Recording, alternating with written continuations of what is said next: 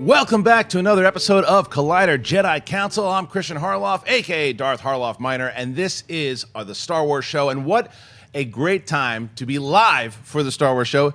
I mean, come on. It is The Last Jedi. It's coming out today. Hopefully, you're all going to see it. By the way, don't be a ball bag and don't go and spoil stuff because we will get you right out of here. If you spoil it, there's someone watching the comments right now. You're out. If you've seen it already, I know some people have had a chance to. We're excited about it. There will be no spoilers on this episode. We'll talk a lot about, The Last Jedi, the anticipation, all that stuff, but no spoilers, please. And what a council we have today. First, she is back. Ash Crosden is here. Hello, Ash. How are you? Hello. It is The Last Jedi day.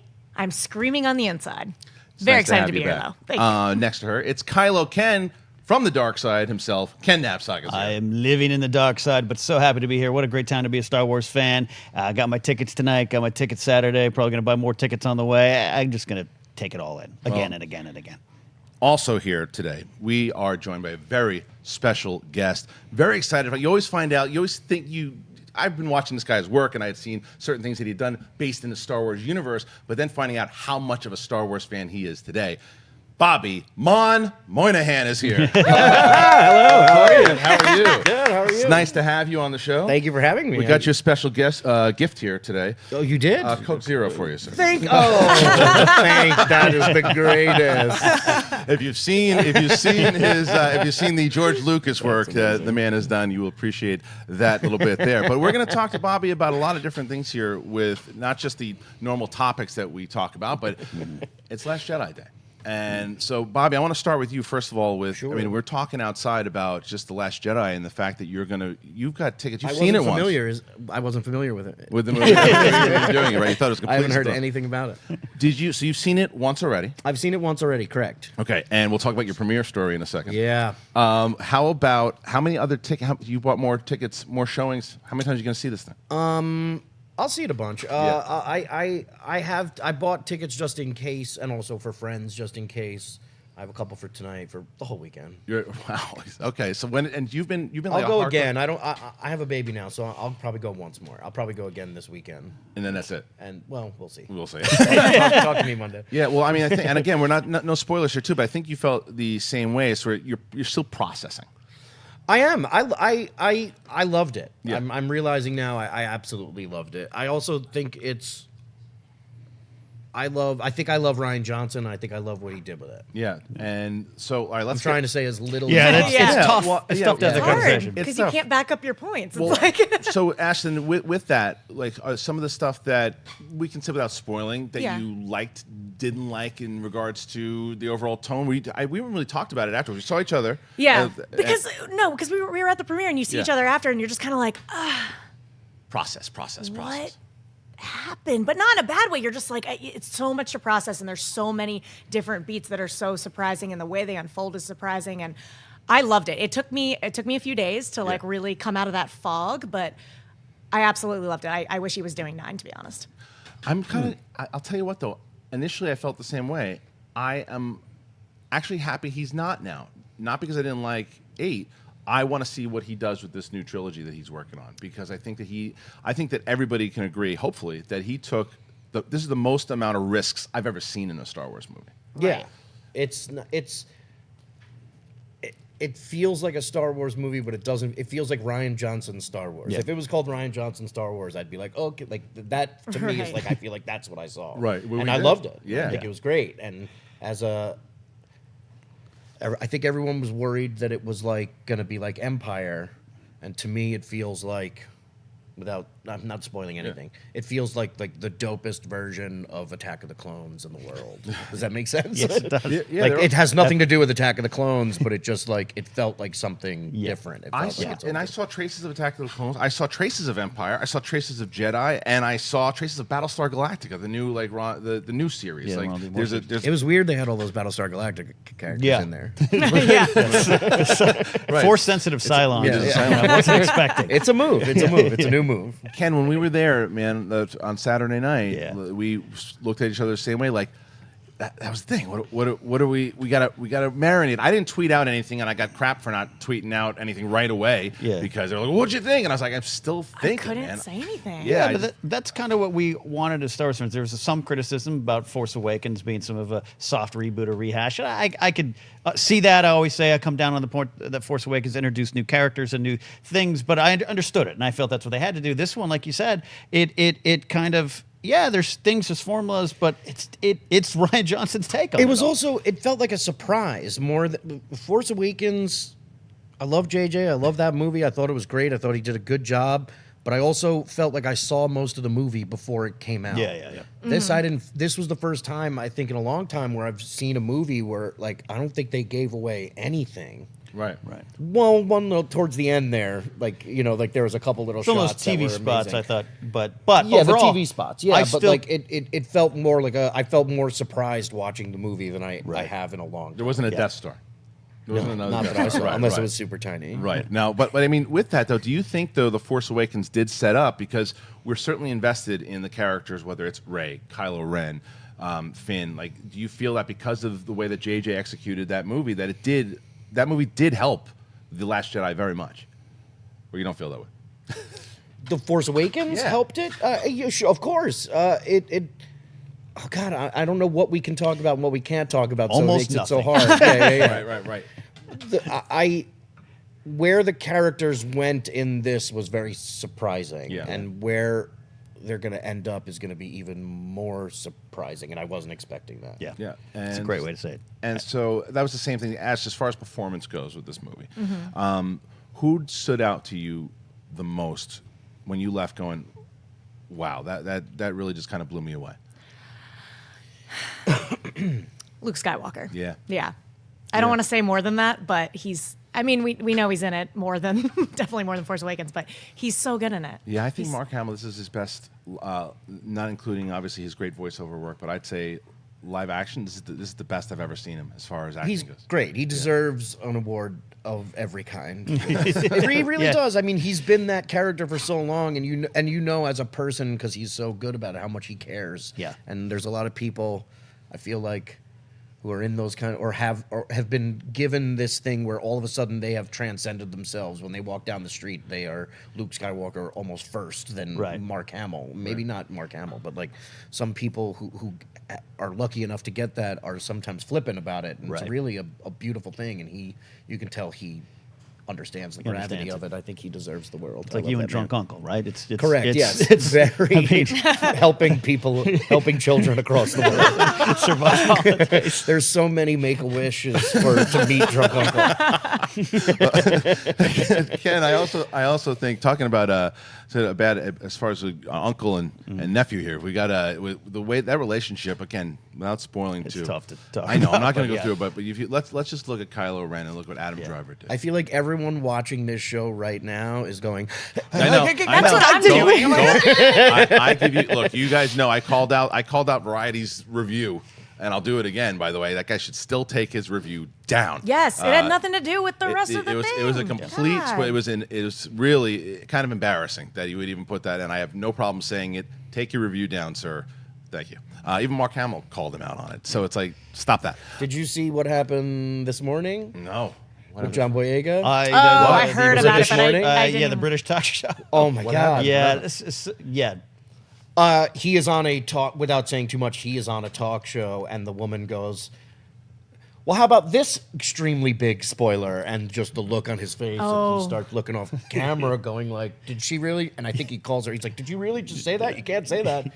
They spend the next 5 minutes trying to pretend Put that everything she back might in the be box. lying, but like Oh, no. it wasn't. Was it the same spoiler of the Variety? I won't even You wouldn't confirm even say that. I don't know what it man. I was. won't even confirm or deny. But yeah, it's tough. not good. It's tough. But this is the power of Star Wars, and everyone wants to experience this for the first time. And I don't want to, like, I have a problem tweeting out even my emotions, because some people might know me as a Star Wars movie media discussion guy, and it's like, well, they know me enough to know that if I say I felt this, they can read into that too much. It's Oh my gosh. it's you want to be respectful. Close friends who like the movies have asked me what I think of it, and I go like, "I'll tell you in a couple That's days." what I keep right, doing. Like, right. that's My the best brother, thing to do. My brother, well, he's going to see it tonight, and he calls me again today. He's like, "All right," so I'm like, "No, you don't want to know any more." You don't Like wanna he know kept anything. tweeting me after Saturday night. He's like, "So wait, your text, the way that you wrote the word 'the' means that you didn't like the movie." I'm like, "Just relax, calm down, go and calm see down. it." He's going to see it tonight, so he's pretty pumped about it. It But seems like any opinion is a spoiler. Like it's Yeah. like it's the greatest one ever made, and you're like, "But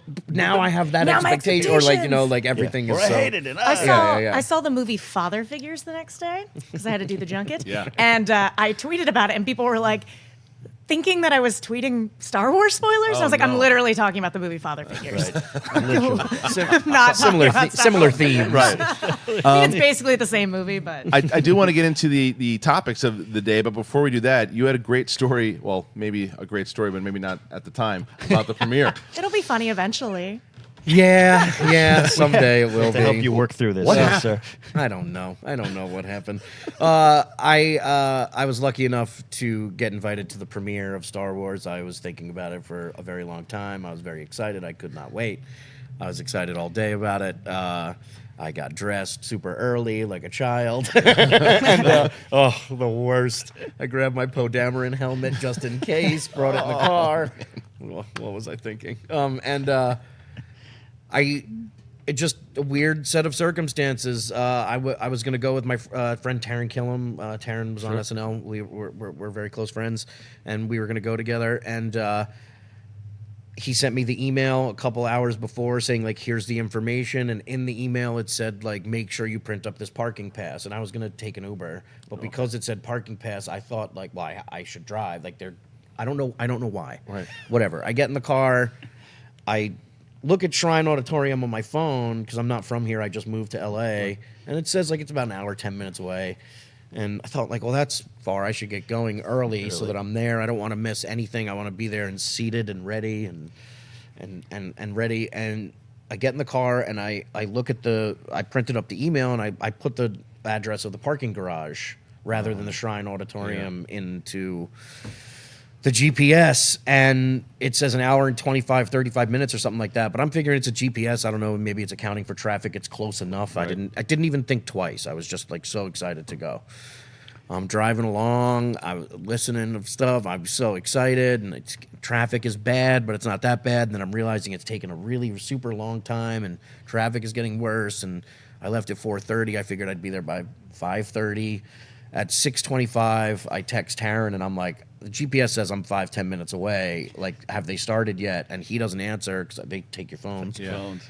So I'm like, oh no. I pull up to like, you have now reached your destination, and I just turn a corner, and I'm just on like a very dark residential street with just houses, and I'm like, oh no. Show up with the helmet. Oh, no. We're I- watching this at Ryan Johnson's I just house? throw it aside and immediately type in Shrine Auditorium to the GPS, and it says like, I think it was like 32 minutes away or 42 minutes away. man. And I just put my head in my hands, and I was like, I cannot believe I missed this because, and I don't know. I don't know how it happened. I don't know what happened. Just- I either had the wrong address on the Technology. thing, or You can't trust I don't know what happened, but I very angrily turned around and drove home. I was in the car for about 4.5 hours almost. And it's just I like, drove you get home, home it's like, and don't sat talk there. to me. You texted me, "Where are you?" And I didn't. I was like, Yeah. Did you just shut "I'm yourself home." off? I didn't say Yeah. anything. Yeah. The next You morning, didn't I text me back till texted the her. next day. Yeah. I texted her the next day, explained what happened, and she was nice enough to get me into the Disney Good job, screening. So Good job. Nice. Ash. Well, it all worked out for the that's best. good. I'm glad Thank you very I'm much. glad you got to see the movie. I'm glad we're here. I didn't watch it, but I went. You know, No, I'm just kidding. just thinking about writing an angry letter. I to passed the out. I GPS. was so tired. From that. All right, so we are now going to move into what very easy we call Star Wars movie news here, and Ken's going to break down the latest and greatest and everything going on in the world of Star Wars movie news. We're going to talk about it. Ken, what do we got? All right, absolutely. We got a lot going on here. The first spoiler-free reactions came pouring in, of course, immediately after the premiere ended. Christian and I did not participate in that because we just had drinks in our hands, staring long and lean into them, trying to figure out all the mysteries of life. Right. But you know, the general review consensus is that it was well received, but different, and keeps that word keeps showing up. Different.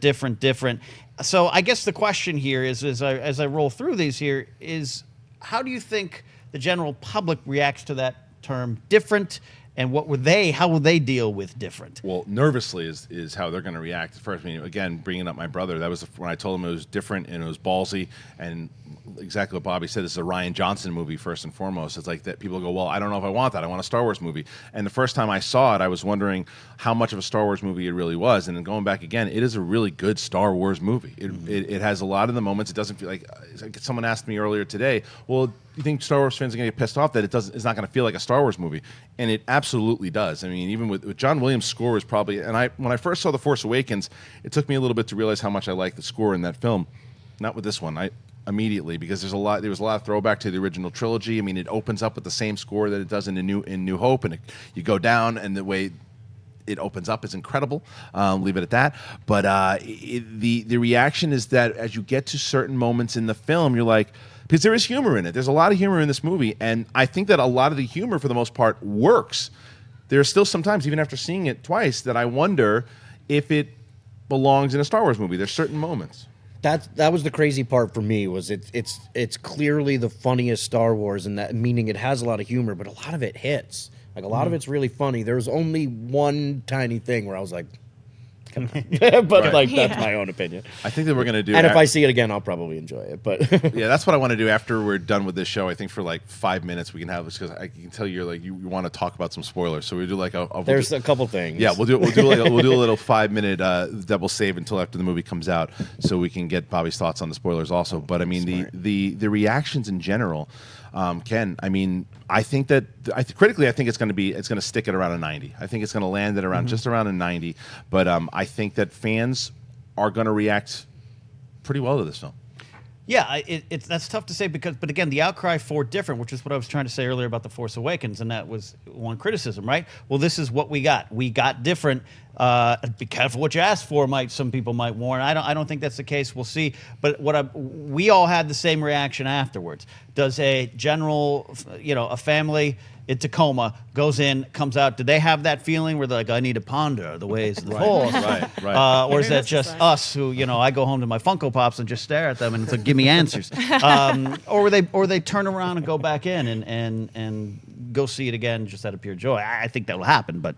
Well, Ken brings up a good point, Ash, as far as, like, do you think, like, just the casual movie fan, how are they going to react to this movie? Let's take, like, the hardcore Star Wars fans out of this. Yeah, I don't know how to do that, but Yeah. I'll try to put myself in someone else's mindset. Yeah, the casual fan as a movie, just a straight, if you just want to go see, I'm going to go see that Star Wars picture, and someone goes, sees the movie, do you think that they can just enjoy it if they're not Star Wars fans? I think so. I mean, I definitely think so. I'm waiting for someone to just text me and be like, what the hell was that? Because, like, it is very different. It is very different.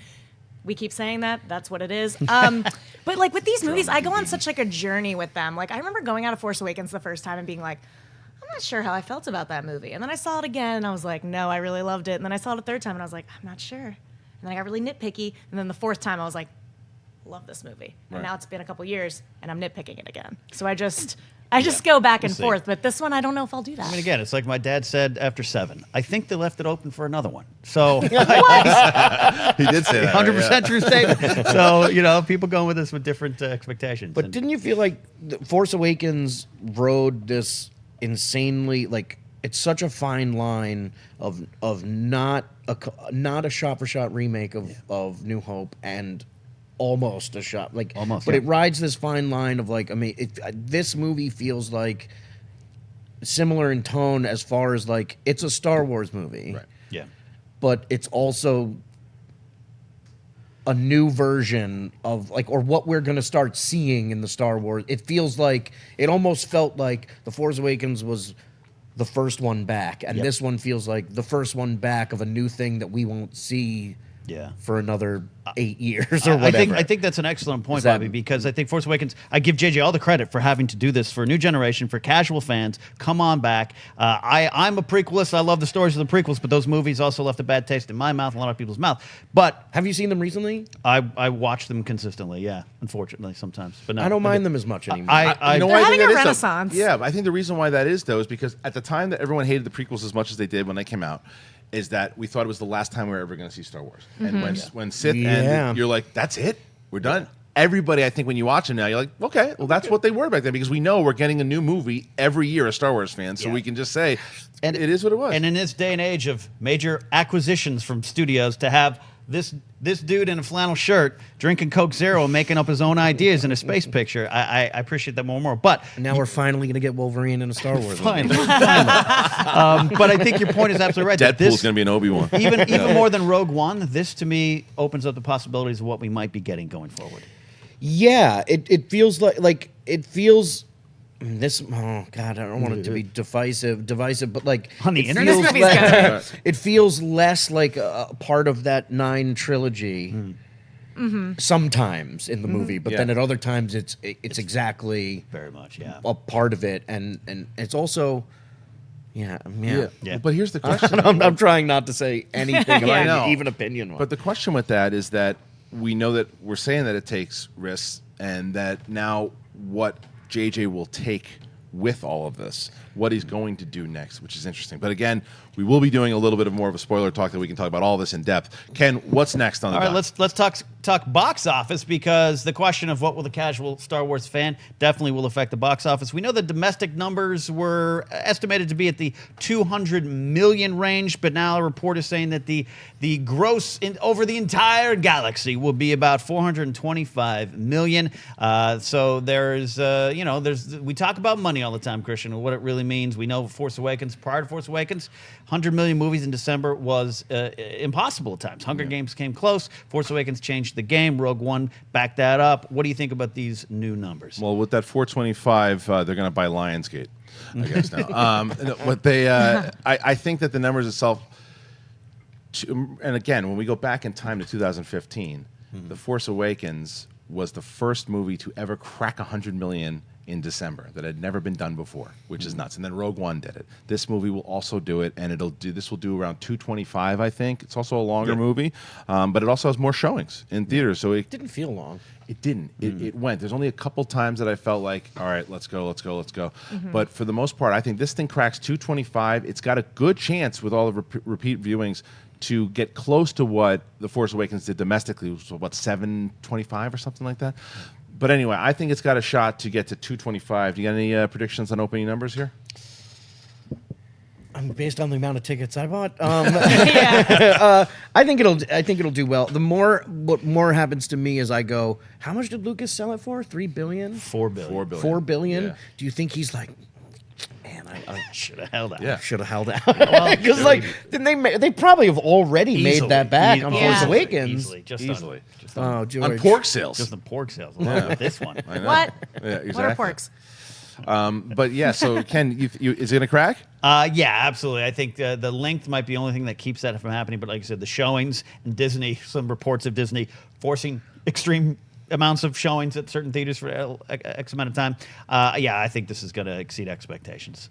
What do you think, Ash? Echoed. Yeah, I think the number actually seems a little modest. I think it'll crack that for sure. You think is there any chance that it beats Force Awakens opening weekend? Beats I the don't record? think so. I think it's a different kind of hype. Yeah. I don't know. I feel like there's so much there's so A new hope? much focus about. I see what you did there. There's so much focus on don't spoil it. Don't spoil it. Right. That people who don't normally go are like, well, I got to get there as soon as possible. Right. I feel like that's gonna at least help. It's Friday or Thursday. The beginning week of it. What are they talking about? Yeah, Yeah. exactly. Right. Like It could that beat the just opening feeling weekend, of, yeah. but also like don't you have this weird feeling since you've seen it of like, is there somebody I can talk to about this? Oh my thing? gosh, yes. Right. My wife hasn't seen it, and I don't want to talk about it. I don't want to bring it up around her. She's going Yeah. on Friday, but like.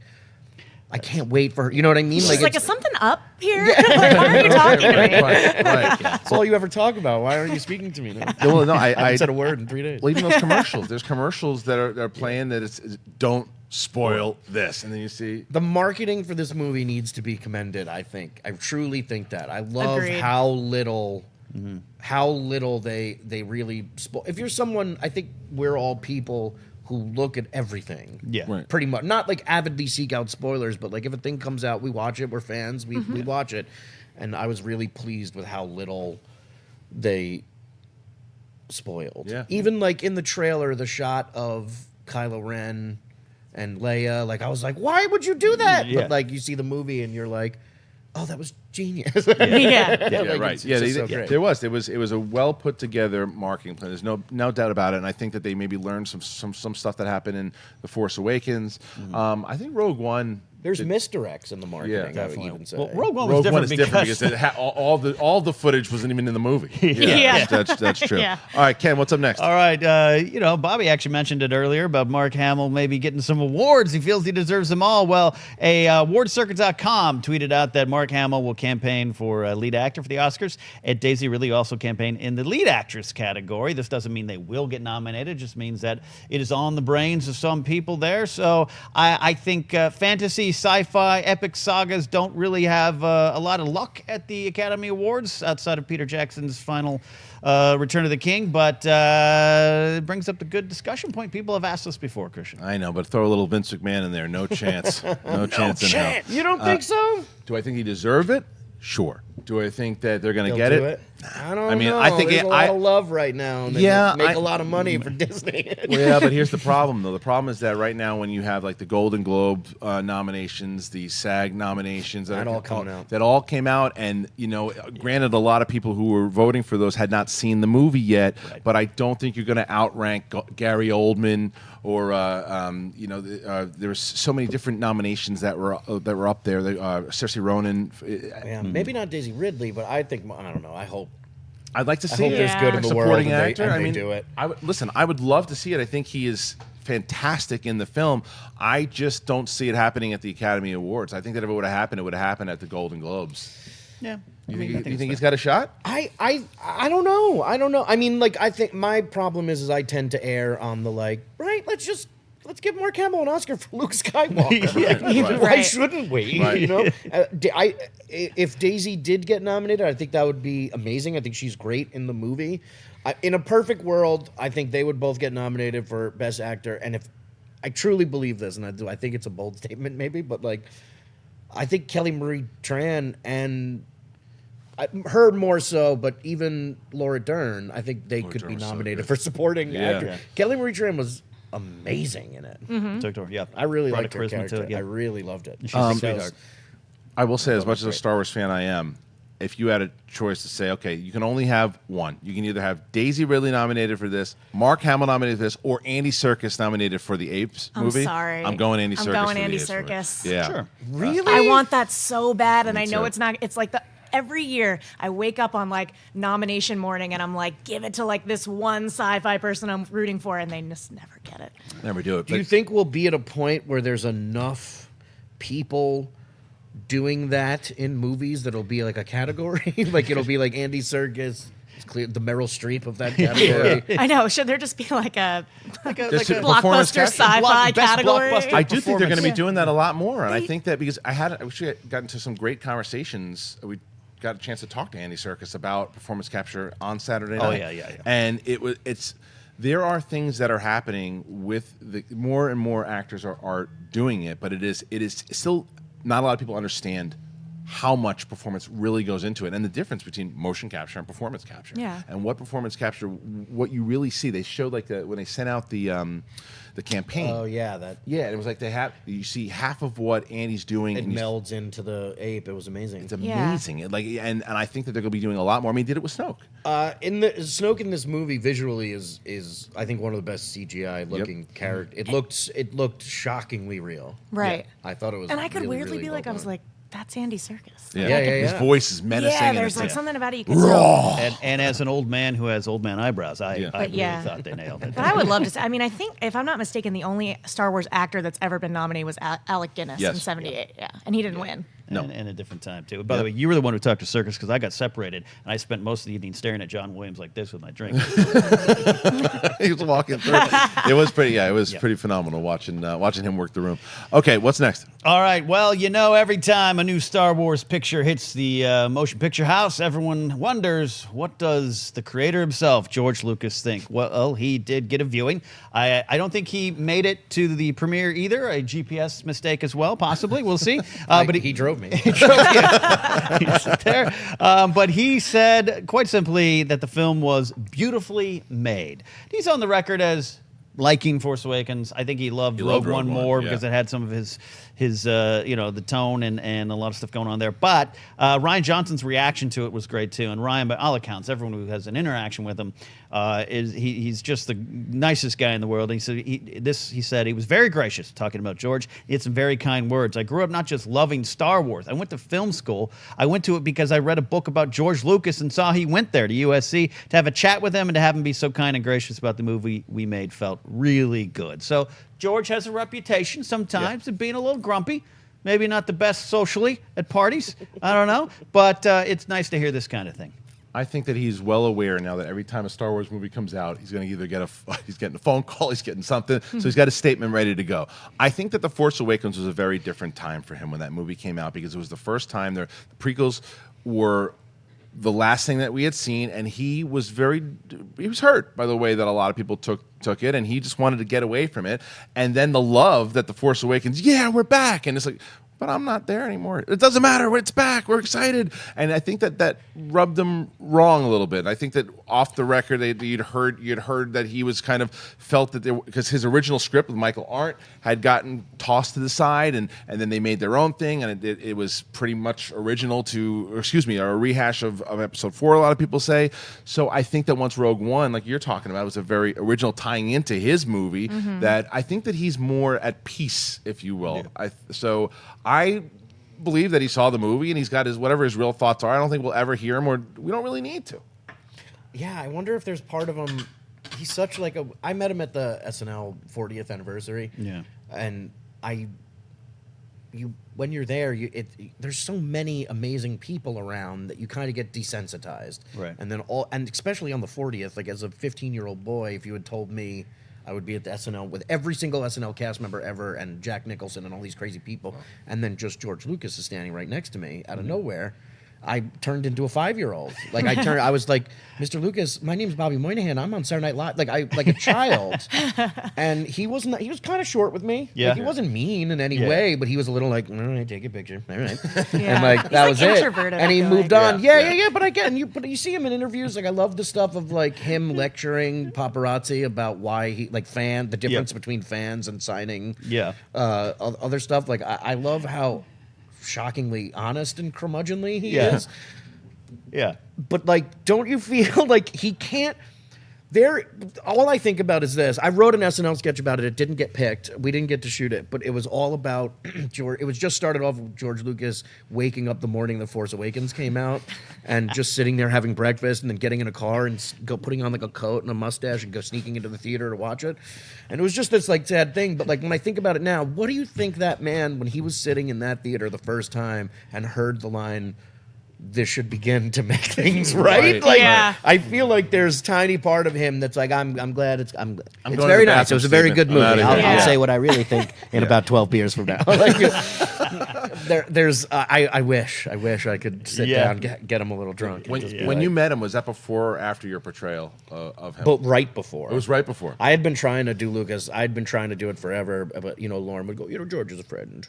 But I was never doing anything mean to him. I really like the guy. Right. I think he's great. And when I did it on the show, me and Taryn and a couple, I think Rob Klein worked on that auditions sketch. Right. And it got in mostly because I did Danny DeVito as BB-8 also just in case, because I thought it was going to get cut because Lauren is friends with George Lucas. Lauren was the best man at Carrie Fisher's wedding. Right. Wow. When she married Paul Simon. Yeah. Like they have like this, crazy backstory. And I thought it was going to get cut, but I improvised with John Boyega for like 45 minutes. That's cool. And I have all the footage I want to show someday. I don't think I'm allowed ever. But he was so great, and Daisy was so great, and like I think it just went so well that they were like, okay, fine, you can do George. But then the second time I tried to do it, was in good taste. Yeah. I did Leia. It was like a huge. Yeah. Like they didn't want me to do it because he was like, Carrie's a good friend, and I was like, I love her with all my heart. This isn't making anything about her appearance. It's just me being a nerd and wanting to be in the sketch and wanting to play Leia. Yeah, absolutely. All right, Ken, what's up next? Well, Ash, we didn't get you to. Yeah, I have something to say. I'm sorry. Sorry, I went off on a tangent. No, it was. We want to come back at the end and talk a little bit about Star Wars and SNL. 100%. Yeah. No, it just sounds like it's like when like if you break up with someone and then they go off and do amazing things and you're just like, huh. I mean, that's never happened to me. I've never been dumped in my life. But no, that's just what it feels like. But that quote is so funny because it just feels like somebody's showing somebody you don't really like's work, and you're just like, well, it's good. It's beautifully made. Right. I could have done it better. Yeah. I'm sure, and Ryan said he's had great conversations with him. I'm sure he's great. I'm sure he's just a little bit like, Some of it. I don't really want anything to do The with problems it anymore. might be with specific people in high places of power. We'll never know. That story, that book, Chris Taylor, you need to write that book too. Come on, Seriously, get to that. yeah. Have you read that book, by the way, How Star Wars Conquered the Universe? No. By Chris Taylor. I would highly recommend it. It is Yeah. it is a must read for Star Wars fans. will It check it is out. incredible. Because it's a lot about the backstory, and you're like, I know. It's like the 20th Beatle book I read. Like, I know the backstory. I love the Beatles No, so but much. then you hear stuff. And then, boom, it comes in with some amazing insight and Yeah, stuff. it covers a lot, and it goes through before American Graffiti, and then right before the Force Awakens, and right during the time period when he sold to Disney. It's fascinating. Whenever you see those things that come up on like Facebook, like the top 10 things you didn't know about Star Yeah. Wars, and it's always like 9 things that are like, come on, everyone knows that, right. and then one that you're like, what? Yeah. Right. yeah. Right. I saw one recently that Tupac Shakur was almost Mace Windu, Windu, yeah, and I was yeah, like, yeah. say what now? That's the greatest thing I've ever heard. Yeah, he was supposed I to wish that was audition true. for it. Yeah. Yeah. All right, Ken, what's next? Final big story Yeah, here let's do it. in the Star Wars news. Let's turn to a little bit of rumor and speculation. We do that from time to time, and Christian stories started to emerge this week about the Obi-Wan Kenobi movie, which, by the way, is still technically a rumor, even though there's thoughts and talks of a script out there, a director hired, all that stuff. But now there's some rumors, some stories are coming out. I think Omega Underground was the first, but Independent in UK was talking about this, quoting the story that production might begin in January 2019. Episode 9 is to begin production very shortly here in 2018. That would make sense. Do you think this is going to happen? I think it's a lock.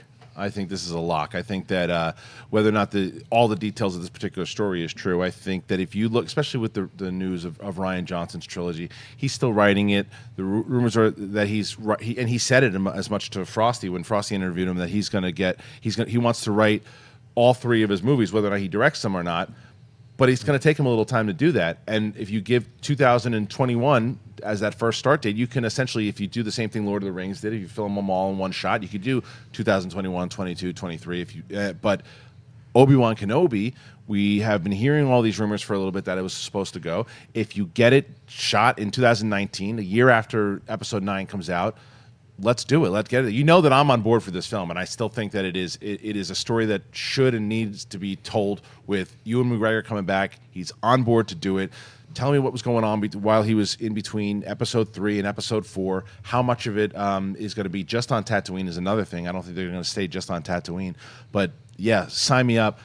Bobby, the first question is, do you care to see an Obi-Wan movie? And even if so, if not, are we gonna? Or do you think we're gonna? No, no, I'm kidding. I would watch a 2-hour movie of just him sitting in a little cave drinking a cup of coffee. No, I think that's great. I love Ewan McGregor. I think he was great. I also would love to see him. I love the idea of a prequel character coming back and getting to show more because. Like, I don't know if they would, but like Natalie Portman and those guys, like, like it also opens up, like, are we gonna see? Well, she'll be. She would, but what flashback? She won't be. Yeah, yeah. But you know what I mean? Like even like Hayden Christensen, I would love to see again. But like Ewan McGregor in particular, I think there's something else he wants to do with that character, and like I can't wait to see that. I think that Bobby's right in the fact that I don't think you ever hear Ewan McGregor say it, but I think that there are certain things that this guy's a great actor, and he loves it. Yes. That's another thing that like you watch all those supplementary features on like the DVDs from Force Awakens. There's always those moments where he turns around and goes like, Yeah. I can't believe I'm like it's like those people that really go like. Yeah. I can't believe I'm in a Star Wars movie. And his uncle was Dennis Lawson, Wedge. you know what I mean? who Yeah. was like Force Awakens. I'm done with that. I really thought Wedge was coming back. But for a Ewan second. McGregor actually, at El Capitan right now, they're doing the big marathon of all the Star Wars movies leading up to the showing of The Last Jedi, and Ewan McGregor showed up this morning to introduce Revenge of the Sith. So he loves this stuff. He said it before. He's been professionally coy about what he has to do and what might happen. So you know me, I've campaigned for Kenobi in the desert, not necessarily thinking that it needs, but I'm like you. If he and Wu Hare at the bar share stories for 2 hours. Yeah. I'm good. Have you seen that sideshow figure, the legacy figure of him with all like the gear? Oh, Yeah. it's amazing. Well, what do you think? I wanna First see of all, that. 2020. I think Locked? that's a Loaded? great time. We'll see. Solo's not going to suddenly erase the slate, but Right. if Solo works or Solo doesn't work, that might determine some things. But 2019, end 9, and then start anew, and it'd be a good transition to a new. I'm gonna have a weird problem with Solo. Yeah. I've known Donald Glover since he was like 15. Right, Like, right. So Oh, the wow. weirdest thing, well, not 15, probably Yeah. older than that, but like Yeah. I met him when we were doing those Derek comedy videos 20 Yes. years ago to watch him as Lando. Like I can't wait. Yeah, He's it's gonna gonna kill be- it. He's perfect. Did you call him immediately when you found out that it was? Absolutely not. No, you didn't. You didn't. No. You didn't- I haven't spoken to him in a while. No. Okay. I was very happy in my home Yeah. for him. Yeah. That's the thing is that when Yeah. when that I thought because we called it. Remember we said that we thought it that he just was going to seems- be it seems he was so going to right. be Lando, but It that came out movie of nowhere for me, and when I heard it, I was like, yeah, makes right? sense. Yeah, he's gonna be great. Of course. It also, Yeah. it also tells you what time, like the kind of time period they're playing. But Ash, first of all, 2020. Yeah. Do you think that's a lock? Do you think Ewan McGregor's locked in, done, Yes. Yeah. Yes. and it's something you want to see? Absolutely. Yeah. Oh my God. And it's like you were saying, like he loves it. I remember watching this feature. It was like kind of recently. I don't actually know where it was from, so somebody can interrupt me. But it was like he went down to go pick out his lightsaber for the movie. That's Yeah. from the Phantom Menace documentary Beginnings. Okay. Which is one of the best documentaries. and it out was there. like Yeah. he was so giddy about it. It was like the coolest thing. He loves it. Yeah. Weird. He side deserves fact, edited by Bill Hader. Really? Bill That's- Hader was like an And he was editor. BB-8. Yes. And he was BB-8, but Yeah, he was like yeah. an Seen this editor one, on too? those. He worked on like getting the footage for all those documentaries. Absolutely, and it's fascinating. It's less of a documentary and just a wonderful collection of behind the scenes stuff that has this kind of narrative to it. I recommend best features on anything ever. Yeah. That first It's- trilogy movie, Phantom Menace. Yeah. Like those, all of that stuff. with the greatest shot ever of Rick McCallum. It's the lights come up on that screen and just go. Oh, yeah. yeah. How am I going to explain The this? worst one is, to me, it's the most heart wrenching thing I think I've ever Yeah. seen is Lucas bringing Frank Oz in to show him the first CGI Yoda, and Frank Oz is like, "Thanks, great, yeah, that's great." You can just see the look on his face of just like, "Well, There we go. see you later." Thanks, George. Right. Thanks, It's George. crazy. All right, so that's everything in the world of movie news happening in Star Wars. Now we switch over. We simply call this segment "What's the Deal with Canon?" Everything happening in the world of Star Wars that isn't necessarily the movies, but it certainly links to them. Comic books, video games, TV shows, whatever it might be, we're going to talk about it. Ken, what do we got? All right, big release this week is Star Wars episode, or actually issue 40. I always call them I episodes do because too. that's what I they're do like too. to me. Yeah, I do. Issue 40, the Marvel Star Wars main line is out, and this has been a great start to a new run. Kieran Gillen working on this.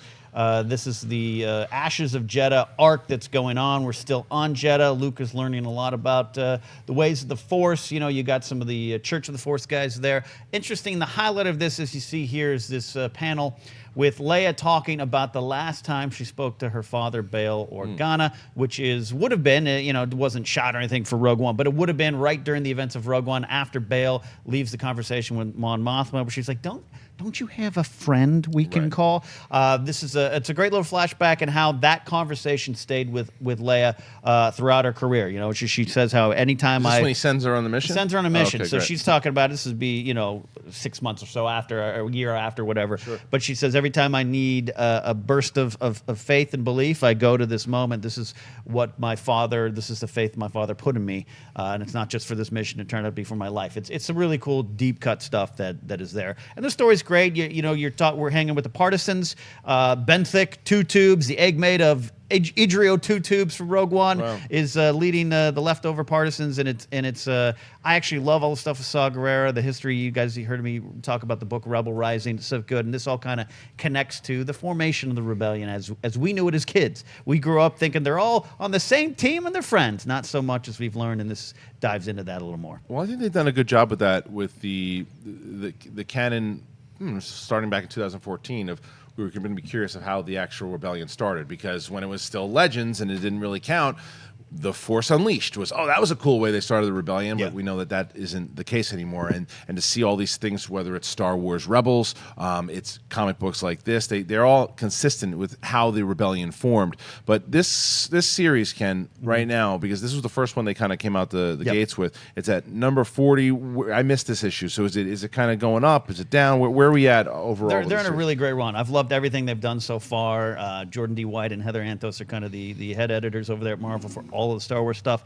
And yeah, there's some stuff that sometimes gets a little weird. They got space whales, they've got weird clones, but that's Star Wars, and I think in the comics you can take these risks. But this one is really getting this series because it started right after the events of New Hope, and this is really starting to narrow in on the time frame before Empire, and that's been fun to read. All right. Well, what is next? Battlefront 2, the DLC is out today. We have not had a chance to play it. I have downloaded it, all 4 hours of download on my bad internet connection at home, waiting for me when I get back. But this is the new stuff. This is the continuation of the story campaign from Battlefront 2, which we reviewed here. You can check it out on the channel. A lot of deep cut canon connections. This one doesn't look to be any different. A lot of anticipation for it because of the questions asked at the end of the campaign in the game itself. So, Christian, after the game, after the show, you want to just go play for a few hours?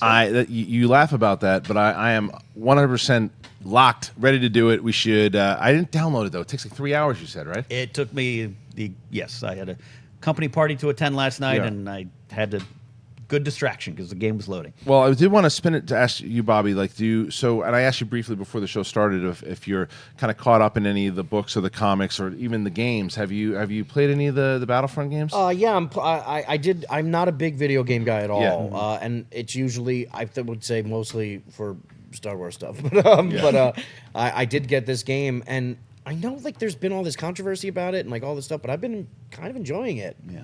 Like I don't mind it. Maybe I'm easy to please. No, though. we were the same way because same thing. I don't play games nearly as much as I used to, but I'm the same with Yeah. you. Star Wars. I want to play it for the story. Yeah. And the first Battlefront game didn't really have a story mode at all.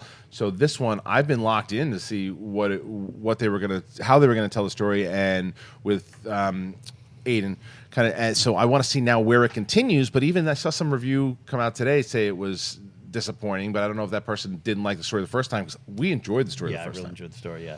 And I'm really anticipating, we had a chance to talk to Janina Gavankar, of course, plays Right. Versio, and she kind of gave some, she wouldn't tell, she held true, she would not spoil it, but she was like, there's some cool stuff in here that actually connects to The Last Jedi, so I'm looking forward to catching that. Ash, you been playing? I haven't played it as much as I would have liked. I'm not even done the story mode yet, but I am really enjoying it. I think the game's beautiful. These this crate.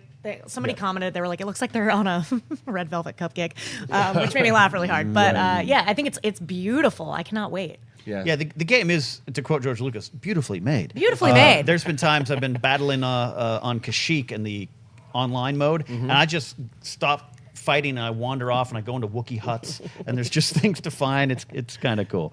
Yeah, see, I need to do that. I haven't even played the online mode. I'm just worried about a 12-year-old killing me. Like I said last week, I know, man, they're vicious. XXX Big Dong 72, you're still killing me. 17 seconds I'm lasting now. These kids are just shooting me. He's still around. I spawn up. I'm an assault officer. Boom, dead. It's horrible. Oh man. That's the end of that. But I think we do want to take a little time. I'd love to have a conversation with Bobby Me too. about. I gotta go. Is this the spoiler part? The spoiler No, it's part. not the spoiler part. I am not only a fan of SNL, a little amateur historian of what you've done, and you had a wonderful run that brought you had a crew. There's the bully boys of comedy in the '70s, Aykroyd and Belushi. You guys brought like the buddy boys of comedy, Taryn and Mikey Day, an old groundling friend of mine. Thank you. I like that term. Yeah, buddy boy. But more than anything, you represented the adult nerd like me. Yeah. And you guys were able to bring in some wonderful Star Wars related sketches. Yeah, there was a wonderful brief shining moment right before Trump got elected where in all my time at SNL, and I can talk about SNL in general, but as far as SNL Star Wars go, Yes. there was this beautiful period for me for like 6 or 7 months where me and Taryn and Mikey just wrote like these fantasy Star Wars things and got them on, and we got to do them. And very quickly, Lauren was like, "This ain't so cool. Let's get out of here." Like, I'm like, we got new head writers who weren't Star Wars fans and stuff, like, you know. But like, it was, but there was this beautiful brief shining moment where we got to do whatever we wanted, and it was. The action figure truly one, it amazing. stands out to me for its realism. That was something that I wrote that I'm super proud of. I think maybe one of my favorite things I've ever gotten to do on the show, just because that one to me, like I worked on the Matt, the radar technician, the undercover boss, but like Mikey kind of spearheaded that one, and like that was a lot of Mikey, and I got to add in a lot of dumb stuff, like you know what I mean, like we all work on it together, but that figures one was. It was some making fun of myself. so funny, but it was so real, but not in a way where I was offended. I was like, well, no, they're right. Right. This is I was just trying to make the real commercial that I wanted, which was show the kids playing with them and then show us. Yeah. Right. Yeah. Us real guys. Because you and I talked about that one time. And you're like, I just wrote a sketch about myself. That's true. They were like, the prop department was like, hey, you need to come down here and like tell us what you want as far as like set up for the, like, you know how like in those old Kenner things they would have like the it would just be like a diorama and like them playing around. That's what we had in there. When I showed up, they were almost completely blank. And they were just like, do what you want to do. And like me and Taryn sat there for like 2 hours, like more snow on the tree. And like we like essentially like built those, like they got us a bunch of stuff, but they were like for that glass, the shot where I'm opening the glass case, like put it in the glass case and don't touch it. They were like, what do you want us to do? They were like, I guess we could print out cardboard pictures. Cause like, they were like, we can't go buy an original Han Solo, in the Kenner, like small head, like, all the stuff that I was asking for. So that glass case is just all my stuff from home. Oh, wow. God bless you, sir. Most I of know. it. You still have a lot of it, huh? It's a lot of my stuff from home. And then I also stole a lot of the Kenner stuff that they, like a lot of the new stuff that that Millennium Falcon that I hold up in the box is still in the box sitting in my house. So you pitched like endless amount of Star Wars things all the time. Not endless. I would try. I mean, like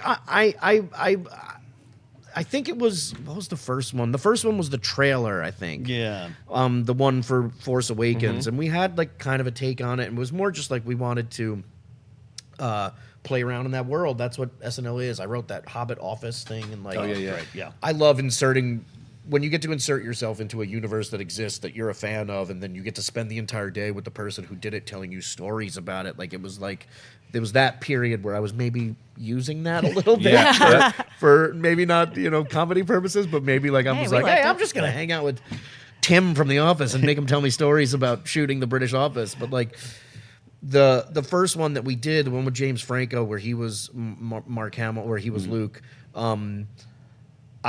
we started writing that, and I had built that R2-D2. That R2-D2 is something that I built. I bought a kit and built it, and then wrote it into that. So, no, I'm wrong. The first one we did was, sorry, that was the Star Wars one. We did that Marvel Guardians of the Galaxy thing where we were all the Star Wars characters. Yes. Oh, that's right. That's where it started, where I was Boba Fett and I took the helmet off. That's where it started, and was like, that was fun, and it got, like, that sketch got such a good reaction from Marvel itself. Right. They told us they were playing it at their meetings and stuff, and because it was like, Marvel can't fail. They were like amazing. And then I think that had such good grace that Lauren was like, maybe do another Star Wars thing. And then we did that trailer. And I remember, because the set was just a hallway for Guardians of the Galaxy, it was just that hallway. They were like, you can have more fun. And we were like, let's not nerd out and get reprimanded and write 20 fantasy sets. So we were like, what do we want to be in? We're like, the Cantina, the Falcon cockpit, and this other thing. And then like the crew got so excited, they made like a bunch of other stuff. That's awesome. And like that white hallway where I'm Leia putting the thing into the R2, like that's one of my favorite pictures I own and one of my favorite memories of shooting that day. But like they did such a bang up job. And then like it was SNL, sometimes you get good graces and then like you half repeat or do in the same vein. So then we did the Undercover Boss one, and that was just Did you guys have an idea? The auditions one, we did so many. Yeah, well, did you? I mean, because the Undercover Boss one blew up. Like, yeah. Did you guys have an idea? Like, when you go into it, like, this one's gonna. No, I pitched to Mikey and Taryn a sketch. I can say it now because it's over. It was me and Taryn as two stormtroopers, just talking, and we were just like, yeah. So what's going on? We were just mopping up. And we were talking, just having a conversation, and then the body of Han Solo just fell and hit the ground. like right next to us after we had just cleaned up everything, and we were like, "Come on, man!" And like it was it was more of a pitch than a full sketch, and also like kind of dark, and like people hadn't seen the movie yet. But I just thought it was hilarious of just like who would be at the bottom of that thing when his body hit, and they were just like, "Dude, is that not Solo?" I thought it was funny, but like it wasn't right. It wasn't right for the show. I also think Adam Driver was like, no. That's my final question about that. And Adam Driver has got the reputation of being a great, wonderful, intense performer. I sometimes look at that Matt the Radar Tech sketch and think that's canon. Yeah, because he Full really canon. and that's the same outfit, right? He brought it the actual. Mikey came up with the idea of doing the undercover boss thing, and it just we hit the ground running. And I think that it's so bizarre. I think it did so well because I think we underestimated the amount of fans of Undercover Boss. Like people, like we thought of it as like a funny thing, but like there are people who love that show. Like Undercover Boss is on TV. And they watch Undercover it. Boss Council is after this. Yeah. If you want to stick around. A lot less spoilers. That was a particularly crazy one because we had like we learned our lesson from the other one and built like one really amazing set, right? And like used as much of it as possible and made it big so that we could shoot wherever. But from start to finish, Adam was on board. Lucasfilm got on board because we had been doing those, so they sent over his Kylo Ren costume. That's great. And we were just sitting there. I mean, like he was so. I got to work with him on Girls, and I truly fell in love with him then. I feel like I had a little crush on him at the time. I was just like, this guy's amazing. Right. Same. And then when he showed up, easily one of my favorite hosts, if not my favorite host. Like he was just so wonderful. And he's got that thing too of like the way he talks about it. We're fans. A lot of us are fans. I know when I'm super fanning out and when I need to reel it back, and I try not to do it in front of people like that. I've learned at SNL to be a little bit cooler than you actually are. And he was very like pragmatic. He was just like, "Oh, so you're a very big fan." Like, you know, and I was just like, yes. Yes, very big. And he would be like, "Oh, so I'm going to talk to you not condescendingly in that way." Like, you know what I mean? Yeah.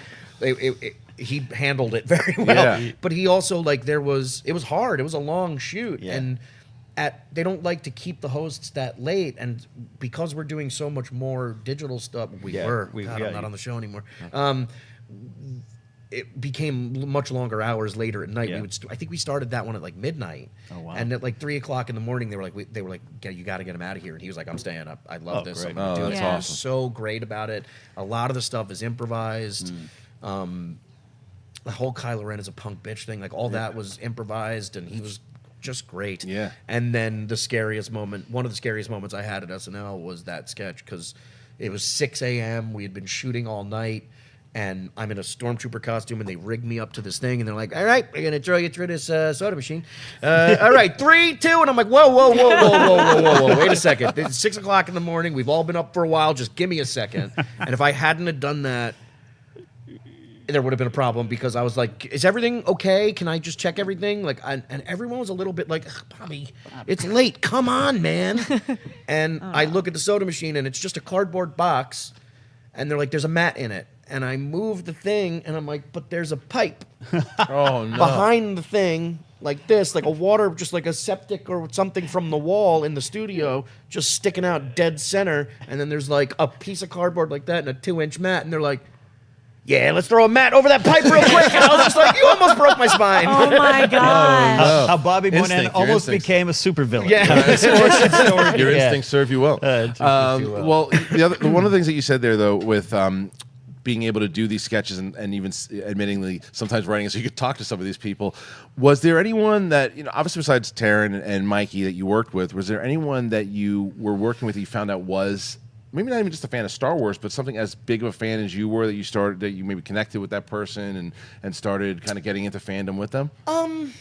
Gosh, I mean, there's a lot of fans of. I mean, Seth Meyers is like in that world. I think maybe people don't really know that, but I think he's a little. Sorry, Seth. Yeah, is he I think Star Wars head? Yeah. I think he's just into that culture a lot more. Bill is too. Bill's more like Bill's like one of those people who can tell you anything about any movie ever made, and like he knows every SCHMOEDOWN. director, and like like, you know. But like weirdly enough, it was more about like people just obsessed with comedy. There's a lot of people at SNL that just hadn't seen Star Wars. Like There are people who just don't. That's Yeah. You know Nassim Pedrad? yes. Yeah. Our biggest joke was every time like Star Wars, she'll be like, "Can't wait," because she has no idea what it is. Right. Like didn't even know who Chewbacca was, kind of thing. Like, Love that. Did you know that Bill Hader was BB-8 like early on, or was that? I did like, not. In the theaters, I see Ben Schwartz wow. and That's what I- Bill Hader, and I was like, amazing. I was like, wait, what? Yeah, but it seems right. Ben worked with him on a show, a TV show. Worked with JJ on a show, and Bill has done a bunch of them too. So it made sense. It makes sense. It's great. Yeah. I like to think they were inside it though. Yeah. I like to think that it was a giant. It was thing, smoke. and they made everything to scale, and it's Bill running around. Yeah, they just miniaturized it. All right, Ken. So let's grab some Twitter questions here also, and then we'll I want to get that spoiler conversation. I'm gonna on there, drink too. this Coke Zero. Please Do It's for it. you. Do it. All right. Let's talk about this. We looking at Twitter. We're looking at Facebook. We got some great questions now. This is from Lauren Romo over on the Collider Jedi Council Facebook page. She's one of the admins there. With the shift squarely on the Han Solo film now, how crucial is the success of the Han Solo movie in your opinion? I mean, how crucial is the success? Like we talked about, Kathleen Kennedy right now, if you look at her as general manager of a sports team, right? She's got 3 championships because you know that this movie is going to be a hit. We all know that. And I think it's going to be, for the most part, landing at anywhere between 80 to 90% on Rotten Tomatoes. So she's got another big hit on her hand. I still say about Han Solo, the biggest thing is going to be whether or not, as ultimate Star Wars fans, and not just obviously with your connection to Donald Glover, but it's looking at this kid who's supposed to be playing Han Solo and saying, is that Han Solo? That is going. You've got to convince an entire audience that you are Han Solo, and you can have a different interpretation of him. You can have a different version of him in the way you're going to play. You don't want to do an imitation of Harrison Ford, but you've got to believe that that is the character. That's the big stepping stone. It's not just a matter of whether Ron Howard can write the ship. He's a phenomenal director. Of course, he's going to be able to put together a quality movie. It's whether or not you buy this kid as Han Solo. That's what's going to happen. Now, if it sinks, if it doesn't do well, if we don't accept it, will it destroy Star Wars? No, because Episode 8 will set up Episode 9 so well by a year by the time that movie comes out, from May to, I guess, May till, was it December of the next year? So a little bit of time, but it'll be a year and a half. So when the hype will still be there for Episode 9, and then Obi-Wan, and then the new trilogy with Rian Johnson. It'll be a blip if it's not a success. But how are you feeling about this Han Solo movie overall? I don't feel it'll be a blip if it's not a success. If it's not a success, I feel like they're going to tear it apart forever. It's such a scare. It's the most high-wiry act. I don't know how to explain it. It has the most potential to be the one that's like, well, they can't all be winners. Like, Yeah. you know, Yeah, but like, I agree. but I don't think it will. I think Ron Howard's great, and like, I don't know. There's something about that dude. I can't pronounce his name at all, but the guy playing Han Solo, Alden Ehrenreich. there's something about it Yeah. that I go like, I don't know. I feel like he's gonna pull it out, and like, there's so much love for the character. I go like, yeah, I don't know. I feel like there's a world where they pull it completely if it's bad before putting it out. Like, they wouldn't ruin their. I Yeah. don't think Yeah. that'll ever happen. But yeah. I know what you there's mean. so much riding on it. Yeah. I think it's gonna be. Yeah. Woody Harrelson's pretty great. yeah. Yeah, pretty the good. cast they assembled is great, and the rumors beforehand that this script that Lawrence Kasdan wrote with Jake Kasdan is apparently, before they even started shooting anything, yeah. it's supposed to be one of the best Star Wars scripts ever written. Now, as we all know in this table, you could have a great script and it's just not executed the right way, and the writer will get blamed, but it was a great script. Don't you feel like in Rogue One, like it's like, I don't know, I feel like Star Wars works best when it's like, hey, remember this awesome thing? Well, guess what? You're going to see it now. And then they just give you like 4 or 5 awesome moments with a bunch of Star Wars stuff in between. Like that's like it's like that's all you need to do. So So we're winning going to formula. Yeah, get the Kessel Run. You're going to probably see Yeah. the first time Chewie and Han met. how he saves him, and you know, Same thing with Lando. He'll lose the Falcon to Solo, and we'll get those moments. There's no doubt about it. Hope we get Lumpy. Yeah. Lumpy. I think they might Itchy. go for You it. think so? I don't know. I'm And name him Lumpy or change his He's name? canon now, more isn't he? towards. Well, yeah. The holiday special is seeping back in. Not canon, though. No, well, not the No. holiday special, Yeah. but Lumpy, Itchy, Mala. B. Arthur's character. Yeah, Akmina. Akmina Yeah. is canon. She's the night shift bartender at Chalman's Casino or Chalman's Cantina. It's slowly working its way back in. I think there's a little funny jokes that pop Pablo Hidalgo and those guys do too, because they all know about the reception. I mean, even George Lucas hated the special itself. It's but insane. we got Boba Fett. We got Yeah. Boba Fett from that special. That is so wild to Isn't me. it crazy? We got That's the Carney craziest dancing thing. to a holographic hooker. oh, it's Corman so doing bad. Two characters. It's Harvey Korman, man. it's not good. But as far, The space. but yeah, Han Solo though. I mean, Yeah, I think this is going to be a financial success. It's about a critical success. But how much of it? Because there's a Star Wars is different when it comes to financial success, though, as far as the definition of that. Because if you look at the numbers with the standalone movies right now are going to be based off of Rogue One, and Rogue One did really well. It opened up, I think, at like 130 or 140 or something along those lines. Solo will probably, because it is coming out as the first Star Wars movie since the new era that is going to be released in May. Right. We haven't had one of those yet since the old school days. But that could help it, but then you got Avengers that could still be eating because Avengers comes out Competition, first, and it's still kind of might be eating it up a little bit in their competition on its own the same soil. Yeah. I don't know, man. I think it really. I was about to say I think it'll do better than Rogue One because Rogue One is this. It's like Rogue One was a great new Star Wars movie with like that Vader scene is just like amazing. Like, you know what I mean? Like you Yeah. have those moments, and now they can do that again, but they can use all the characters you love rather than these new guys. So I think it'll. But now that you said it's coming out around Avengers, I go like, how do you beat every Marvel character in a movie? Yeah. Yeah, I mean, it's gonna be that. rough. Yeah, Avengers will come out 3 weeks before because obviously it's the same banner. But that's why I never understood why they just didn't keep it in December because, like we were talking about earlier, Star Wars was the first movie to ever crack 100 million, and it stuck the Star Wars flag in December and said we own December. And then they took it away to try to get back to May. I just don't think it was the right move. I think you could have owned December every year. Now Episode 9 will be in December, and I think you just stay there. I don't think you need May anymore. There's too much because when Star Wars came out initially, back in the day in May, and even when the prequels came out, it's so. It's so convoluted now. There's so much happening in summer. There's like 2 or 3 big summer movies coming out every weekend that I think I don't think that it might hurt it, but it might actually help because the summer numbers. I don't know. How do you feel about it? I mean, I think that financially they should stay in December for selfish reasons. I love the December tradition. too. Like I'm so on board with it. I don't want it to go back to May. I also don't want a year and a half without Star Wars. But as far as the Han Solo movie goes, Alden Ehrenreich convinced me when we were at, I think it was London when they brought him out on stage, wasn't it? Yes. Celebration Yes, it was. London. They brought him out on stage and he starts talking and he's got these mannerisms and I'm like, yeah, I am so on board with this. But my expectations as a fan are kind of low. Like I've said before, like I'm not super on board with this movie yet because I like Han being a little bit of a mystery and I don't need every single piece of the puzzle solved. But I think I need to wait till I see like a trailer or a sizzle or whatever to really say how I feel about this movie. We still think around January that we're getting that trailer because where is obviously it? it's not going to come out now. I think that there's already been rumors that there's been footage of it so far that I think right around either it's I've seen Super it. Bowl.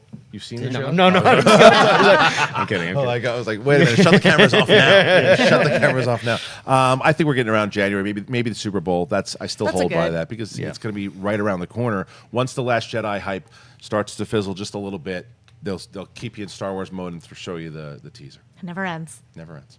All right, thing. what's next, Ken? All right, this is from Orange Grove 55. That's where I live. Don't drive 55. Probably unpopular opinion, he says, but the Chewie we're home moment in The Force Awakens seems so contrived, almost like he's breaking the fourth wall to talk directly to the audience. Hated that line delivery. Do you guys agree, disagree? And I think this is to talk about modern Star Wars now. These are all fan films because we all grew up with these. How did you take that let's look at moment? Bobby. Bobby's shaking his head. Go shaking for his it. head. I completely disagree. I think it was amazing. But I also have a very weird story about that moment, which is I was at Bad Robot. Yeah. I went to Bad Robot. I think I told Ashley the story. Yeah. I was at Bad Robot for a meeting, like, we're actors, Yeah. we're trying to get work and we're trying to pitch stuff. And I was in the lobby, and in the lobby they have a statue of Peter Cushing, and it's extremely lifelike, and it's about this big, and I was staring at it about an inch away, as close as I am to this mic, and I just hear, "Pretty crazy, right?" And it was JJ, and he was there, and he just walked over, and he was like, "Moynihan, what are you doing?" I was just like, "How are you, man?" We started talking, whatever, blah, blah, blah, blah, blah. This is like 2 weeks before the Force Awakens trailer came out. He was like, "You want to see some of the movie?" And I was like, "Say what now?" Whoa. I was like, what do you mean? And the next thing I know, I'm walking to an editing bay and literally sweating, going like, I'm about to see some of the new Star Wars. Like, what's happening? Right. And the scene he showed me was the scene of them running through the thing and Right. running up the thing, and Han and Chewie coming in and saying we're home, and I just burst into tears. Yeah. And I'm in a room with a woman who's editing and like, get this fat man out of here. And JJ was just like, I think he was happy because he was like, well, that worked. That's what I want. Yeah, and like it was. Did so he know that you were a moment, mega fan? Yeah, I Yeah. think he knows. Yeah, yeah. I think I was. Maybe he didn't know how much of a fan at that point. I was As probably you're Well, what trying I to- would say would make sense. Like, He knew I was a show fan. you. Yeah. As you're trying to steal the Peter Cushing. Yeah, on his shoulder on the way Well, out. by the glint in my eye whenever I was looking at him, maybe, maybe that. But like that moment to me was just such like, it almost ruined the movie for me because I was like, that I'll remember. Just he was so nice and that experience and everything. But like that moment when he first walks out, and I just rewatched Force Awakens to go, into this, and like.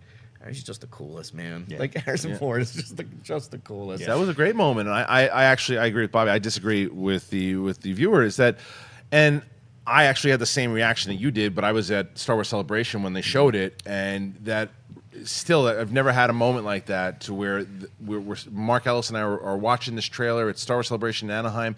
That moment comes up, Chewie, we're home, and same thing, man. Tears came down. It was just because it was the first time really seeing Han come back and Chewie come back, and I think that what it meant, it was a bit on the nose, but I think it kind of needed to be to let you know, Chewie and Han and everybody else, you guys, we're all home. It's like this is it. We're back, and this is the feel that you've been waiting for, looking forward to for maybe to some 30 years, maybe to others since the Revenge of the Sith, and it was impactful. And I think that another one that you could also say is this, like you mentioned before, this will begin to make things right. There are a bunch of those lines throughout the entire film. Yeah. Ken, how do you agree, disagree? I've told my story here of watching that on that trailer on a phone at the Prim, Nevada, the state line. And my friend, who's a police officer, was filling up the gas station. He hardened, tough guy, gets to the car. He's a Star Wars fan. He's like, "What are you crying about?" I'm like, Han, Chewie. So it's like it affects the moment because it needed to. And I do understand what Orange Grove 55 is saying, that this is kind of a new era of Star Wars, and a lot of that stuff might feel like it. That's why I always argue with this notion of fan service. What is fan service versus what serves the story? I think that's a great moment. I think Red Leader and Gold Leader showing up in Rogue One was fan service that served the story because naturally those two squads would be there for that fight. So I don't feel it takes away from it there, but I understand what he's saying. It was a direct conversation to us, but that's why it worked. That's why we had all these reactions from a lot of different generations. Sorry, I'm sorry. No, Can no. I just say something quickly? Sure. You Yeah. saying fan service makes me realize that I think when people are saying Last Jedi is different, Yeah. I think it's a new kind of fan service. Yeah. Does that make sense? Yes. Makes sense. That's what it feels like. Yeah. It doesn't feel like here's Ponda Baba and the other guy walking down the street in the middle of Rogue One. You got we'll make those figures. Yeah. Like, Yeah. like Right. it doesn't seem as forced in this one. It seems like it seems very sorry. No, I think I'm that's trying right. to No, I think explain that- my No. thoughts all Yeah, day. it's definitely, I get it. It's like, it's this fine line of what serves and what doesn't serve. And that's where no, I'm with you guys. I was in that room at Celebration when they played that line, and it was just like instant, just like, oh, one more time, play it again, please. And they did. There's other lines I think that you could argue are a little like, you're like, okay, like put Phasma in a trash compactor. You get it. Yeah. But that one did not feel like that to me at all. Okay. Ken, let's do one more. Then I want to get the spoiler conversation on the air, not in here, not right now. We're going to get it on a different segment. But let's do one more. this is kind of a general one here, but we got Bobby here, big Star Wars fan. I think it's fun to get this from him, and we can chime in Yeah, sure. as we want. This is from Joe Self at Tweet Joe Self. Good handle. I love that. I like Says, that. guys, name your top 5 favorite characters in all of man. Star Wars canon. For me, his number 1 is Boba Fett, Vader, Luke, Han, and Rey. Follow up there. So that's canon. a good question. We've talked about it, and that changes. Admiral Raddus from Rogue One love shot that. up my list because I Yeah. love Raddus. Just movies? He says all canon. All the canon. Yeah. That's tough, but I'm throwing one on you. It might take an hour to get your actual answer. Yeah, I mean, I'm gonna. I have an answer, but it's a Yeah. weird answer. But it's more just. Jabba the Hutt's my favorite character. Oh. I know it's weird. there's a lot I to love it. and it's all based on a single sentence that I don't think is even true. I heard someone say once, Guillermo del Toro. Do you ever see that? Guillermo del Toro said he wanted to, if he could make a Star Wars movie, he would want to make like a gangster Godfather type movie all about the origins of. And like, I don't know why. Ever since that, I'm like, I have filled in that in my head, and I'm like, that's what I want to see next. C-3PO, R2-D2, I think are super important. Yeah. And now there's Force Awakens has so many new. I feel like in the prequels you got like here. This is the one with Darth Maul. This is the one with Grievous. This is the one like you got your new character. But this movie has so many new ones that are going to last forever. Yeah. Like that Kelly Marie. I really love that character. I don't know what it is. Like the more and more I think about it, the more and more I'm blown away by her in this universe. I like weird, obscure characters too, though. Who you got? Yeah. Top 5. I mean, Vader's the best. Oh, God, it's a top 5. It's impossible. My number 1 would probably be Jabba, but Yeah. there's so many other weird little. Even if there's something I want to say that I can't say about Last Jedi. Okay.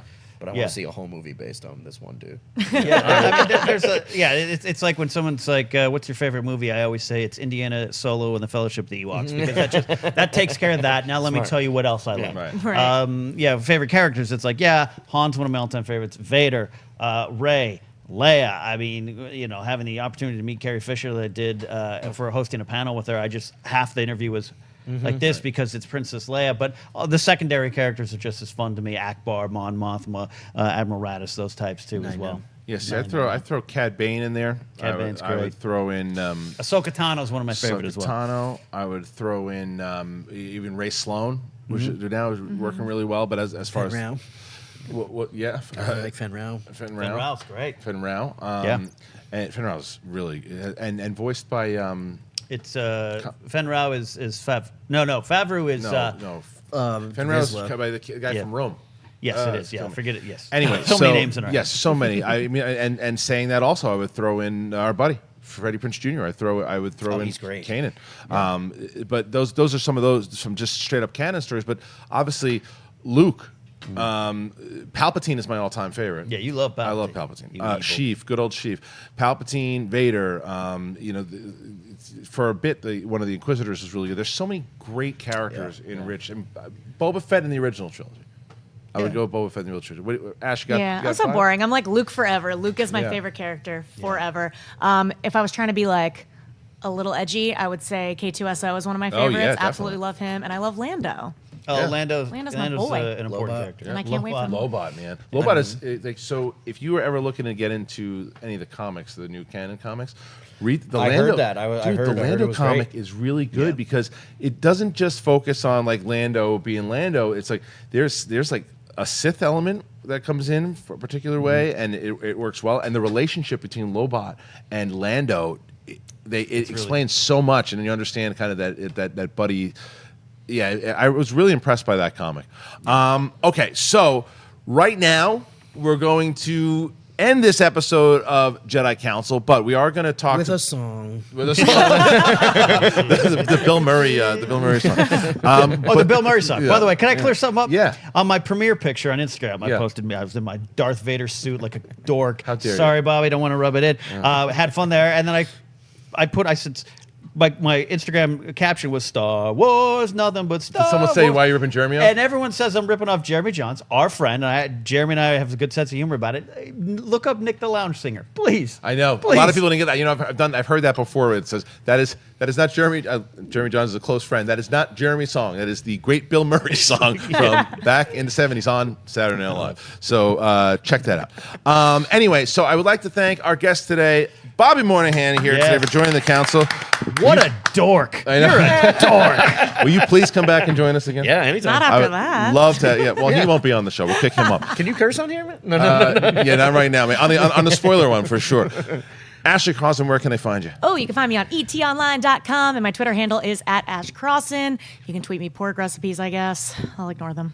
And Ken Knapsack, where can they find you? At Ken Knapsack on all social media platforms, and I'll be in the theater all this weekend trying to take it all in again.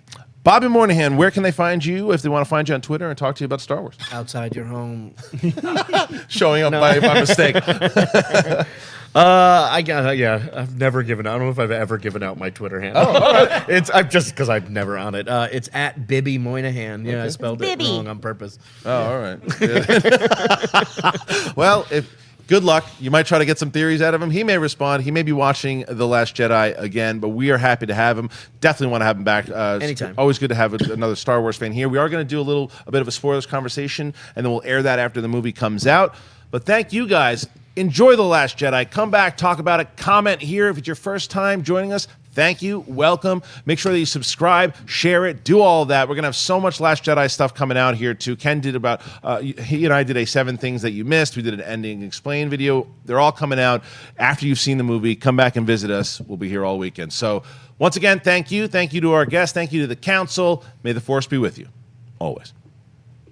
Hey everybody, Mark Ellis here. Thanks for watching this episode. You want to watch more? Then click up here. Or you can click right here for more great content from Collider. If you haven't subscribed to Collider Video, do so right now and share this vid with your friends. Thanks for watching.